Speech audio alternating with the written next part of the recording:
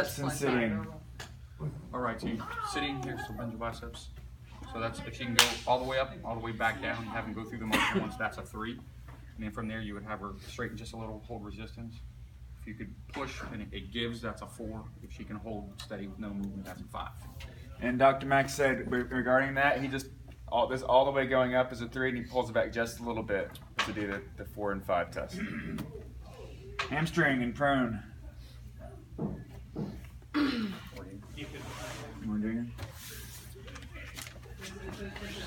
All right, so this hamstring, so bend your knee up, all the way back down. That would be a 3 because she can pull it up against gravity. And then same idea, hold it there, you would give resistance. That would be like if you pull and it gives, that would be a 4. If she can hold steady with no give, that would be a 5. External rotation and prone, left shoulder or shoulder external rotation. So you could just hold here, externally rotate. You can see if they could go against gravity up and back down. So against gravity, that would be a 3. Hold it there. Push would be a 4. If it gives, that would be a 4. If she can hold with solid pressure, that would be a 5. And reasons why it's in prone for that? Because it's pulling against gravity in prone. You could also check for external rotation. You could do it sideline, which would be the same thing. So from here, she could externally rotate up against gravity, which is still a 3. Relax, hold it there, and you can push down. That would be a 4 if it gives, and a 5 if she can hold it solid. But if they say external and prone, do it in prone. So y'all get that? So there's 2 positions. The point is it has to be against gravity. Awesome. Wrist. And so number 6 should be right wrist extension and sitting. So you could have her sit here, sit at the edge of a table. It'd probably be better to sit this way. If you pull against gravity, rotate up. That would be a 3 because it's against gravity. And then when you resist it, so pull up, that's a 3. Resist it if it gives, that's a 4. If you can hold it solid, that's a 5. Awesome. Ankle, dorsiflexion, and sitting. So sitting position, we'll do this ankle. Pull up, all the way back down. So she can pull up, that's against gravity, that's a 3. Hold, while you try to push down. If there's resistance but gives, that's a 4. If she can hold solid, that's a 5. Is that when you want to make sure you stabilize the ankles so the legs not moving? Yeah, I mean, you could, honestly, you could set her foot on something and see if she could still do it. I would probably stabilize here or here, just so this part isn't wiggling or moving. But you could see her do it, actively first if it's a 3, and then from there stabilize to push down would be 4 if it gives, 5 if it can hold solid.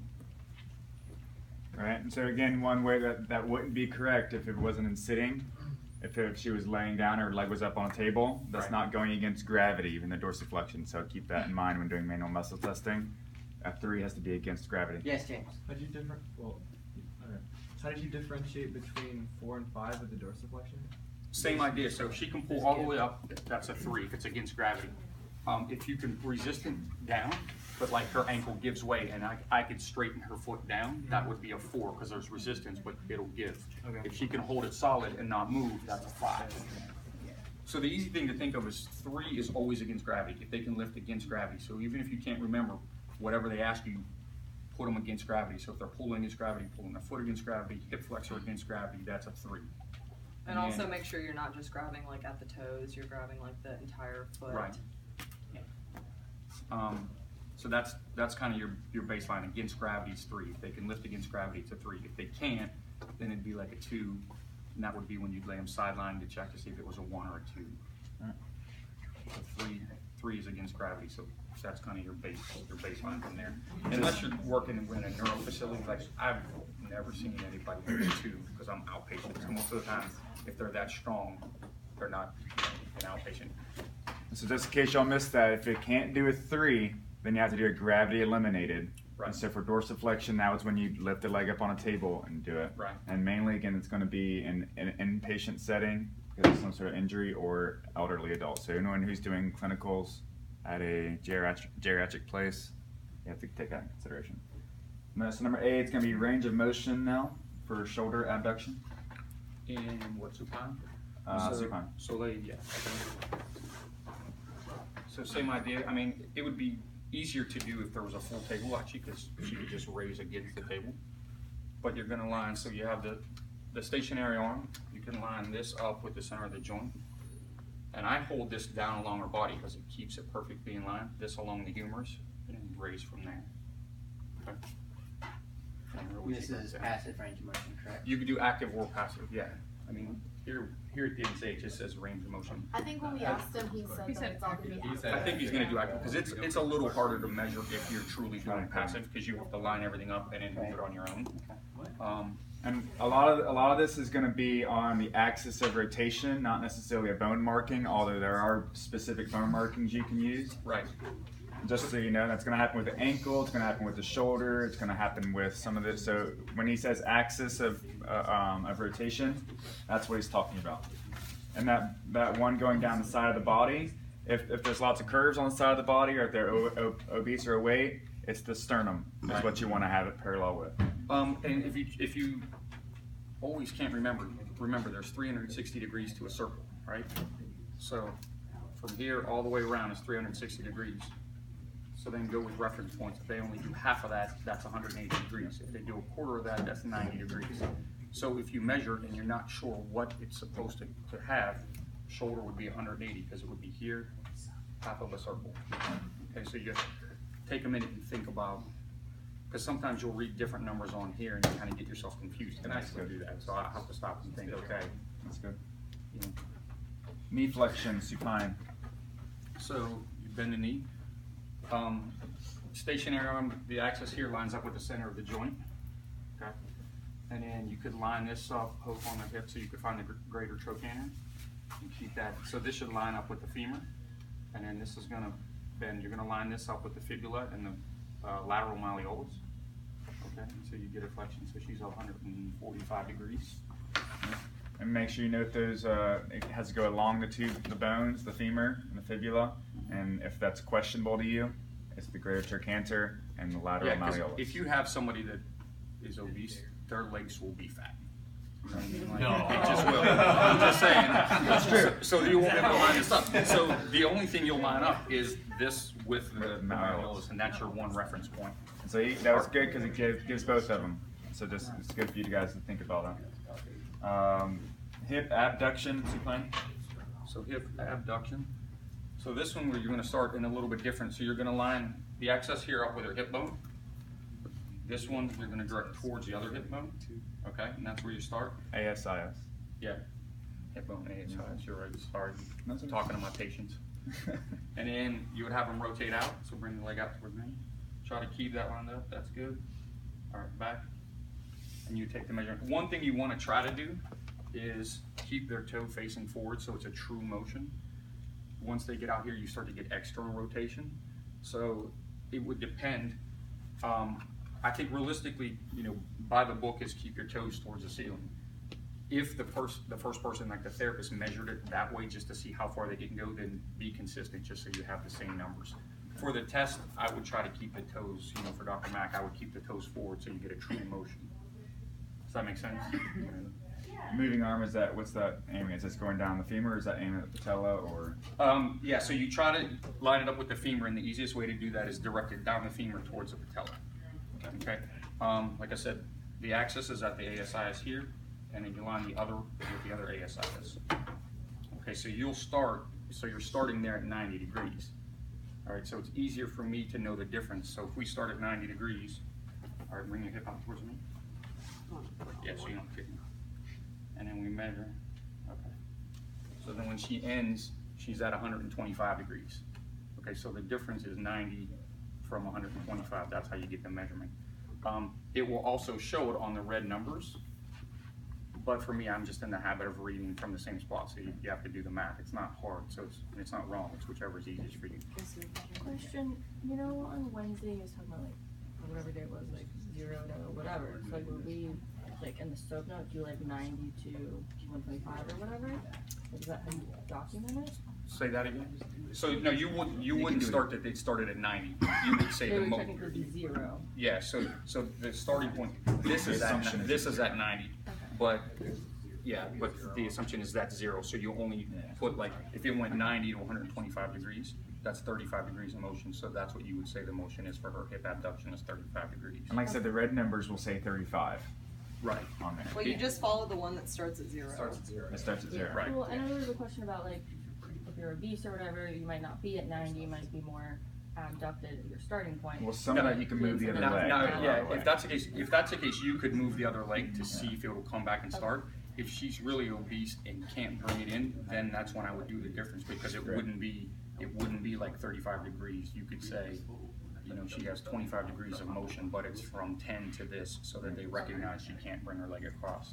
Another thing, if anyone's going inpatient, orthopedic, or even outpatient, a hip patient is not going to want to start at 0. That's going to be real close to crossing the midline. There's no reason to get anywhere close to the midline on a new hip patient.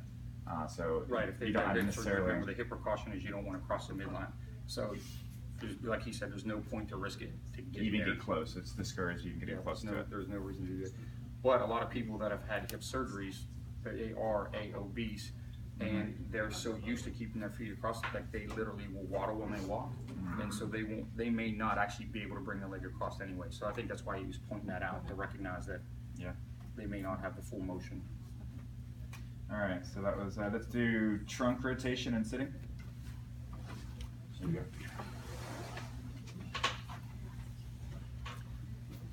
All right, so this one you line up the axis here. Just a little bit so I can see. There you go. All right, yeah, so you're gonna line the axis up kind of down through basically their spine the best you can, but you're gonna look at the difference between both of the acromion processes. And when you have her rotate, so go ahead and rotate side and move that way. Keep this stable, turn it on. And then you line that back up with her acromion process. A mistake that people make for this one is to line it up with the nose, Yeah, because you could. but you don't want to. do It's this possible that again. she can turn and keep turning her head, so that would be off. If you were doing cervical, you can line it up with the nose, because that's what you're checking. There's a little bit of variability here, because sort of some of it relates to how accurate I am keeping this stable. You know, it shouldn't move by more than a degree or 2, so that's probably a negligible amount. But there is a little bit of play involved with that. But you keep the stationary arm forward, and then you rotate this way. I was gonna add to that. So I was asking Mac about this. As you turn, if you turn your head, it's gonna give you a little bit more motion, which is fine. But whatever you do originally, like if they turn their head or if they keep it straight, make sure you do that on the second time. Right, and it is okay to have them turn their head for exactly that reason. So because your body will follow where your head goes. That's why, like, if you've ever been riding a bike, you've probably done this. You look over your shoulder to see if there's a car, the bike drifts that direction. Or you just look at a pothole, say don't hit the pothole, and then you hit the pothole. So it's okay to have them turn their head to get a better rotation, but you have to make sure you're not measuring the head, that you're measuring between the acromion processes. That makes sense? Good. Because that can be an easy one to mess up. So keep the shoulder, it's where the shoulders are lining up and twisting. All right, next Except one. cervical. Cervical, you line up with the nose. Yep, cervical is the head. All right, where are we at? Wrist radial deviation. There it is. Radial deviation. And don't mess that up. Radial, ulnar. Yeah, so radial ulnar, right? You could do it. I do it this way, just to get kind of direction. You could do it this way, but then to me it feels like you're going the opposite motion. Okay. If that makes sense. But you line it up with the third finger. We'll turn it this way. Let's see if you guys. Yeah, they're right there.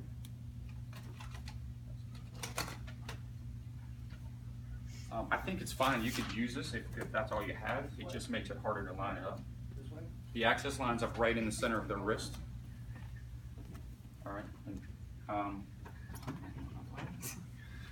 And the stationary arm you put down through the center of the forearm. So then you would have them radial deviate.